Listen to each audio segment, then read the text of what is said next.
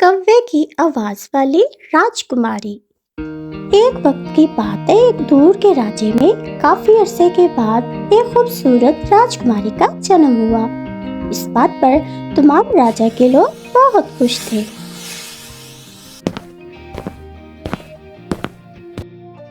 अरे वाह, ये तो बहुत सुंदर है। और इसकी आंखें कितनी प्यारी हैं। हाँ बिल्कुल। नन्ही राजकुमारी की आंखें बहुत खूबसूरत और चमकदार थी और बहुत ही ज्यादा खूबसूरत थी।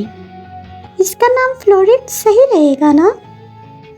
हाँ बिल्कुल, बहुत खूबसूरत नाम है, मेरी प्यारी बेटी फ्लोरिड। इसके बाद परियों को राजकुमारी को दुआ देने के लिए बुलाया गया, जो कि काफी देर से इंतजार कर रही थी।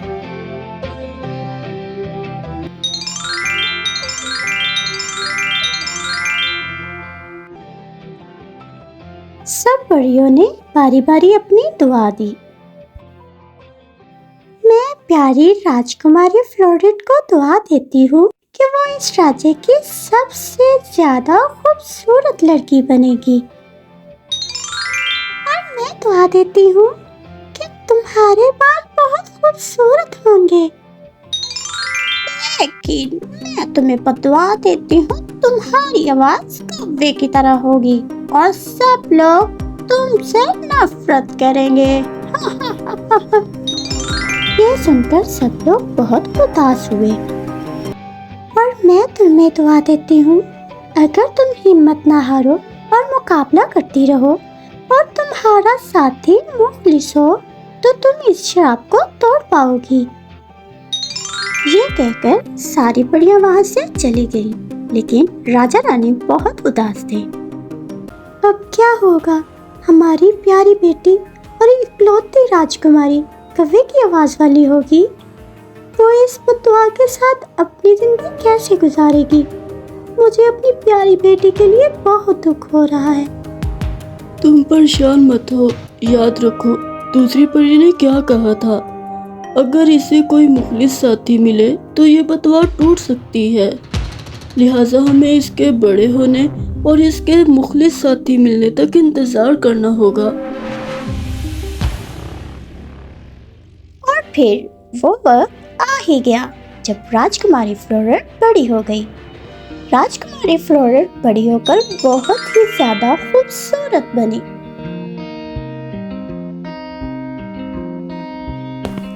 राजकुमारी फ्लोरिड किसी से भी बात नहीं करती थी, क्योंकि जब वो किसी से बात करती थी तो इसके मुंह से कौवे की आवाज निकलती, जिससे सभी लोग इसका मजाक उड़ाते।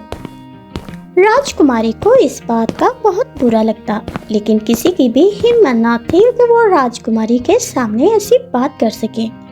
लेकिन राजकुमारी सब जानती थी कि सभी लोग इसकी आवाज का मजाक उड़ाते हैं और इस आवाज की वजह से इससे नफरत करते हैं। अरे वो देखो, कौवे की आवाज वाली राजकुमारी। कोई कोई कोई। मुझे तो कौवे की आवाज बहुत बुरी लगती है। चलो जल्दी से काम खत्म कर लेते हैं, कहीं वो राजकुमारी इधर आ गई तो हमें उसकी ये काई काई सुननी पड़ेगी। राजकुमारी ने दोनों की बातें सुन ली और बहुत ज्यादा दुखी हुई। राजकुमारी फ्लोरिड, वो हमें थोड़ा काम है, हमें जाना होगा। राजकुमारी फ्लोरिड का दिल बहुत साफ था, लेकिन उसकी कौवे जैसी आवाज ने राजकुमारी को बहुत दुखी कर दिया।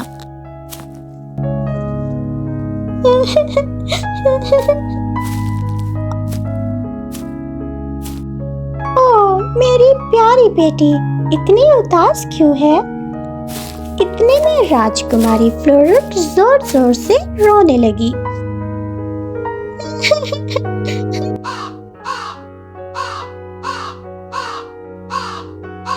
मैं समझ सकती हूँ मेरी प्यारी बेटी। बेटी तुम परेशान मत हो, तुम्हारी इस बददुआ को तोड़ने का वक्त आ गया है। तुम्हें अपने साथी को ढूंढना होगा। जो मुखलिस हो और तुमसे सच्चे दिल से शादी करने के लिए तैयार हो जाए। तुम्हें इसके लिए जाना होगा मेरी प्यारी राजकुमारी फ्लोरेट। बिल्कुल फ्लोरेट, तुम्हारे बाबा बिल्कुल ठीक कह रहे हैं। तुमने अब तक बहुत हिम्मत दिखाई, तुम्हें थोड़ी सी हिम्मत और दिखानी होगी और अपने मुखलिस साथी को ढूंढने के लिए जाना होगा। इसके बाद राजकुमारी फ्लोरेट अकेली महल से रवाना हो गई अपने इस श्राप यानी बददुआ को तोड़ने के लिए।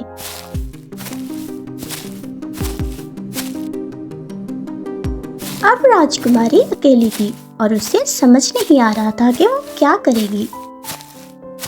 वो चलते चलते जंगल में पहुंची और काफी दूर निकल गई और फिर जब वो थक गई तो वो एक दरख्त के नीचे खड़ी होकर रोने लगी। कुछ देर के बाद वहाँ एक राजकुमार का गुजर हुआ जो कि शिकार के लिए जंगल में आया था। इसने राजकुमारी को देखा और देखकर हैरान रह गया क्योंकि अब उसने अब तक इतनी खूबसूरत लड़की कभी ना देखी थी। वो राजकुमारी के पास आया और बोला, क्या हुआ हसीना, तुम क्यों रो रही हो? वैसे तुम एक राजकुमारी लग रही हो जो कि इस घने जंगल में रास्ता भटक गई है। क्या मैं ठीक कह रहा हूँ? इस पर राजकुमारी बोली।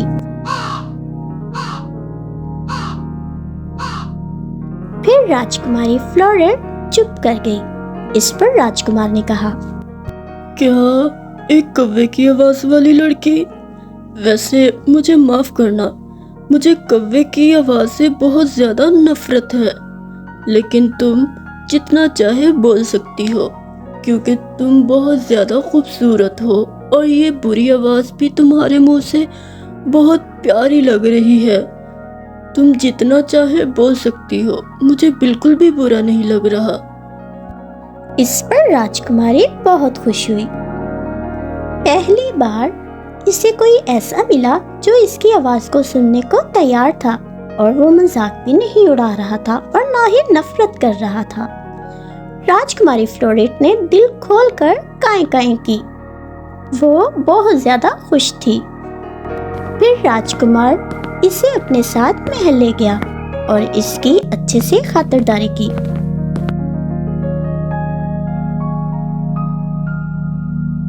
और फिर अच्छी परी राजकुमार के पास आई और बोली, मैं जानती हूँ तुम राजकुमारी फ्लोरेट को पसंद करते हो और कह नहीं पा रहे। अगर तुम इससे शादी करोगे तो राजकुमारी का श्राप यानी बददुआ टूट जाएगी। अगर तुम चाहो तो मैं तुम्हारी मदद कर सकती हूँ ताकि तुम अपने दिल की बात राजकुमारी से कह सको बगैर किसी हिचकिचाहट के। हाँ, मैं राजकुमारी फ्लोरेट को बहुत पसंद करता हूँ और राजकुमारी फ्लोरेट को देखते ही मुझे प्यार हो गया था। और वो आवाज़ जिससे मुझे सख्त नफरत है, वो आवाज़ मुझे राजकुमारी मुंह से न जाने क्यों अच्छी लगने लगी है। मैंने बहुत कोशिश की है कि मैं राजकुमारी को अपने प्यार का इजहार करूं, लेकिन मेरी हिम्मत नहीं हो रही। न जाने वो क्या सोचेगी। इस पर परी मुस्कुराई और एक जादू की लहर राजकुमार पर डाली और बोली, कोई बात नहीं राजकुमार लियो, तुम जाकर अब अपने प्यार का इजहार कर सकते हो और राजकुमारी को बिल्कुल भी बुरा नहीं लगेगा क्योंकि राजकुमारी भी आपसे बहुत प्यार करती है, लेकिन वो कह नहीं पाती अपनी आवाज की वजह से। परी की इस जादुई लहर से राजकुमार लियो में बहुत हिम्मत आ गई और उसने राजकुमारी फ्लोरेट से वो सब कह दिया जो इसके दिल में था।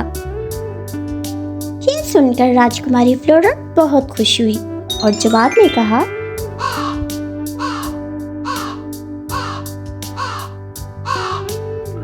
इससे पहले कि परी राजकुमार लियो को बताती कि राजकुमारी फ्लोरेट ने क्या कहा, राजकुमार लियो समझ गया।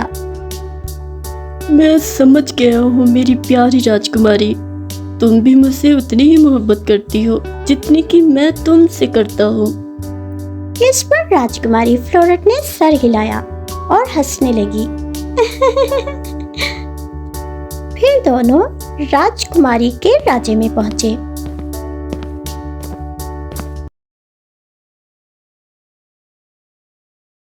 और राजकुमार लियो ने राजा से राजकुमारी फ्लोरेट का हाथ मांगा, जिस पर राजा रानी ने हंसी खुशी हाँ कर दी। फिर राजा रानी ने दोनों की धूमधाम से शादी की और राजकुमारी फ्लोरेट की बतवा टूट गई और वो सही से बात करने लगी, जिससे राजा रानी बहुत खुश हुए। और इसके साथ ही बाकी के लोग जो राजकुमारी फ्लोरेट का मजाक उड़ाते थे, सभी ने राजकुमारी फ्लोरेट से माफी मांगी और राजकुमारी फ्लोरेट ने सबको माफ कर दिया और सब हंसी खुशी रहने लगे। इस कहानी से हमें सबक मिलता है कि हर इंसान परफेक्ट नहीं होता, बल्कि हर इंसान में कोई न कोई खामी जरूर होती है। लिहाजा हमें दूसरों की खामियों का मजाक नहीं उड़ाना चाहिए। और दूसरी बात, एक मुखलिस और सच्चा प्यार अपने साथी की खामियों को बिल्कुल नहीं देखता, बल्कि उसकी खामियों से भी प्यार करता है और उसे इस बात का एहसास बिल्कुल नहीं होने देता। अगर आपको हमारी कहानी अच्छी लगी तो हमारी वीडियो को लाइक करें, शेयर करें और हमारे चैनल को सब्सक्राइब करना मत भूलें। शुक्रिया।